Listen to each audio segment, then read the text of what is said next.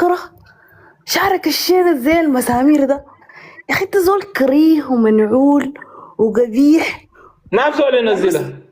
يعني بس ما اقدر اقول لك انت شنو. انت عبارة عن شيطان رجيم وعوير عوارة شكلك بكر. عوير عوير عوير عوير وعندك ضحكة هبلة، ضحكة هستيرية، فهمت؟ الضحكة حقت الناس اللي عندهم نفسيات دارك شفتها؟ الزول بيكون عنده نفسيات بيضحك كده. انت عرفت الناس اللي عندهم نفسيات وين؟ ما شفته انا عندك انت، ما هدي انت ما اكبر دليل. طيب انا حاسألك سؤال يا ست البنات. والله اسئلتك ما تعجبني صراحة، ما تسألني.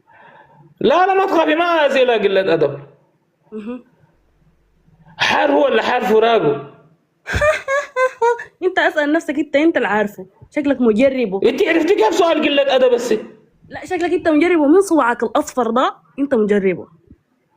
والله اصبعي ده الا انا كان حشرته في خمستك. ما اعرفه اصفر خمسة زمن. لا وانت حقتك انت مالك، حقتك انت مالك يا اهبل يا مجنون يا متخلف.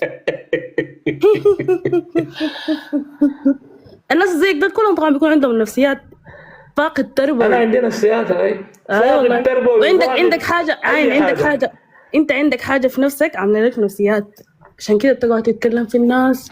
والمشكلة كمان كل واحد ما عندي حاجة في نفسي. دي عندها مخدرات ودي ما كويسة ودي شنو يعني كلام ودي واحد. شكشة كلام ودي واحد. شكشة ودي شميم. بس يعني غير نفسي يوم نفسي يوم تقول لك اسمعي بالراحة كده.